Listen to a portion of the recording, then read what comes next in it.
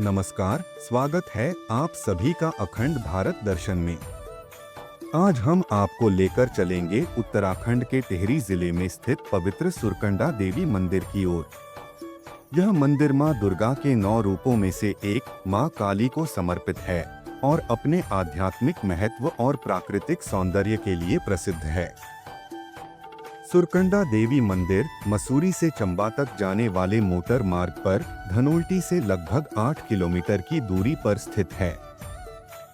यह स्थान न केवल टिहरी जिले से जुड़ा है, जो लगभग 41 किलोमीटर दूर है, बल्कि नरेंद्र नगर से भी जुड़ा हुआ है, जो लगभग 61 किलोमीटर की दूरी पर स्थित है।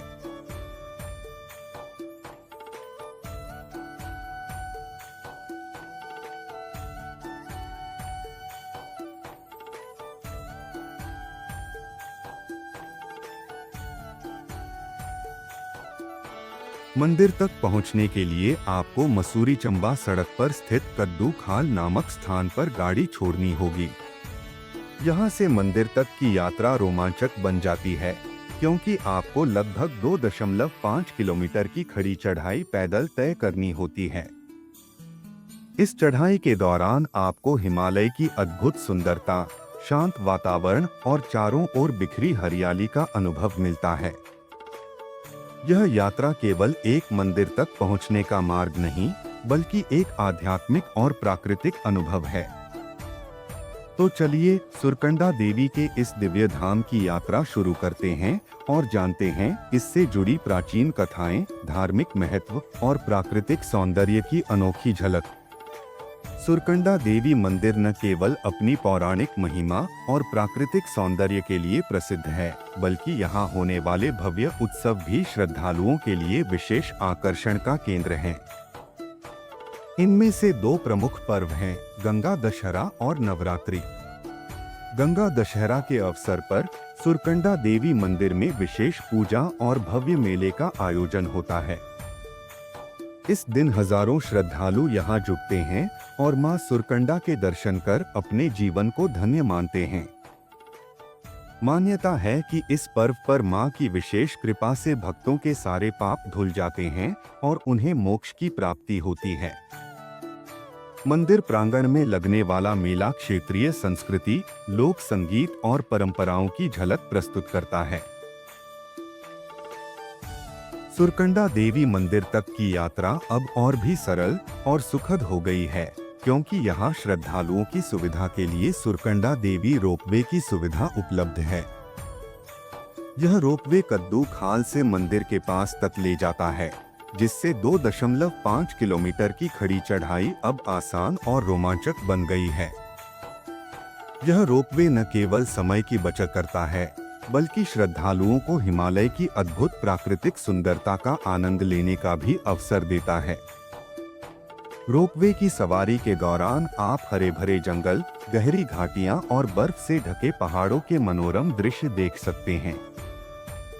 यह अनुभव हर प्रकृति प्रेमी और आध्यात्मिक यात्री के लिए विशेष होता है।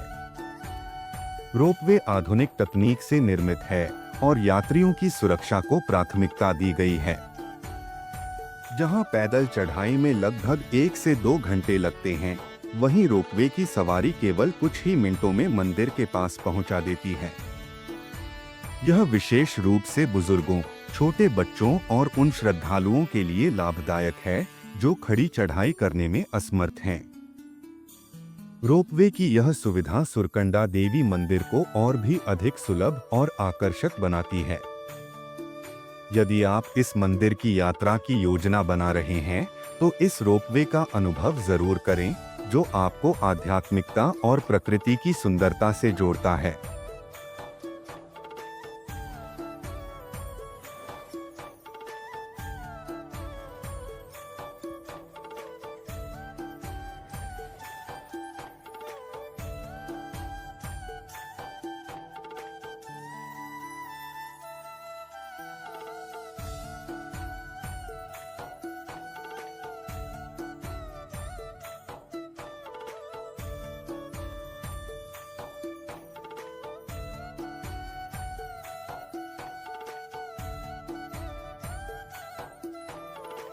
मंदिर से जुड़ी मान्यताओं में एक कहानी इस प्रकार है कि यह उन दिनों की बात है जब पहाड़ों में आवागमन के साधन सीमित थे और लोग पैदल ही कठिन रास्ते तय करते थे। एक दिन आनंद सिंह जड़धारी नामक एक युवक ने रास्ते में एक थकी और असहाय बुजुर्ग महिला को देखा। वह महिला सभी से विनती कर रही थी कि कोई उसे सुरकुट पर्वत की चोटी तक पहुंचा दे, लेकिन कोई उसकी मदद को तैयार नहीं था।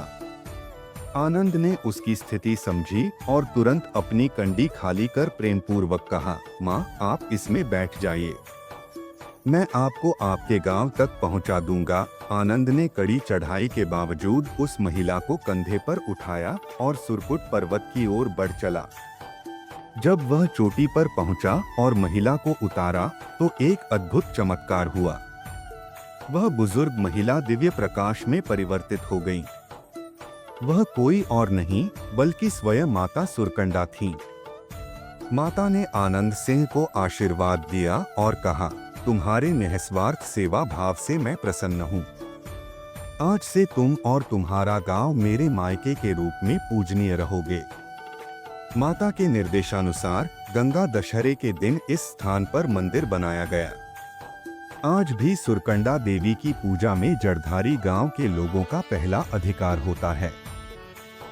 हर 3 वर्षों में चैत्र नवरात्रों के दौरान माता की डोली जड़धार गांव लाई जाती है और 9 दिनों तक वहां वास करती है।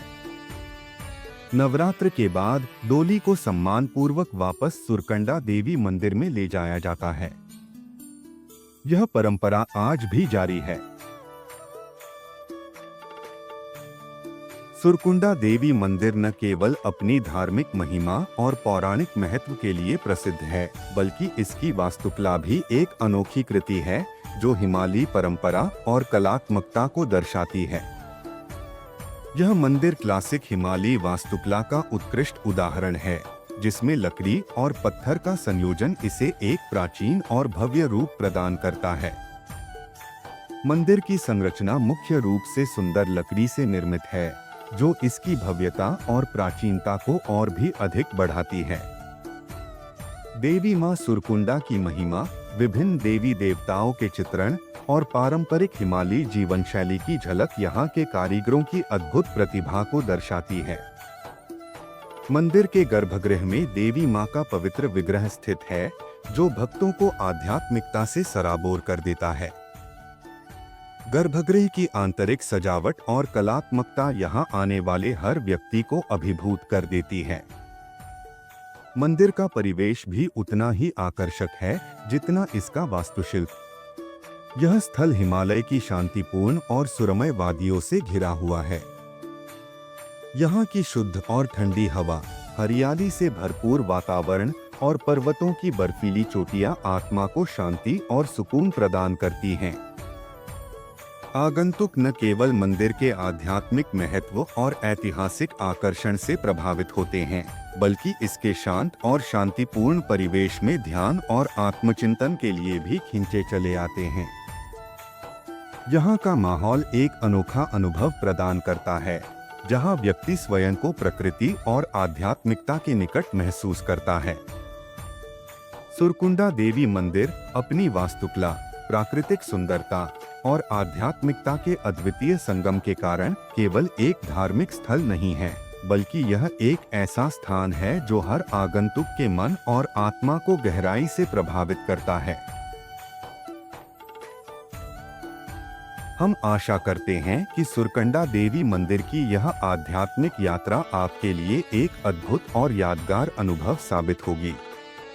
हिमालयी वास्तुकला की भव्यता, पौराणिक कथाओं का गहन महत्व और प्राकृतिक सौंदर्य का अनोखा संगम इसे एक ऐसा स्थल बनाता है जहां भक्ति और शांति दोनों का अनुभव किया जा सकता है। चाहे नवरात्रि का उल्लास हो, दिवाली की जगमगाहट, मकर संक्रांति के विशेष अनुष्ठान या गंगा दशहरा का मेला, सुरकंडा देवी मंदिर हर अवसर पर भक्तों के दिलों में अपनी अमिट छाप छोड़ता है। माता का यह दिव्य धाम केवल एक धार्मिक स्थल नहीं, बल्कि आस्था और सांस्कृतिक परंपराओं का प्रतीक है। इस पवित्र स्थान से जुड़ी आपकी कोई कहानी हो या अनुभव तो हमें जरूर बताएं।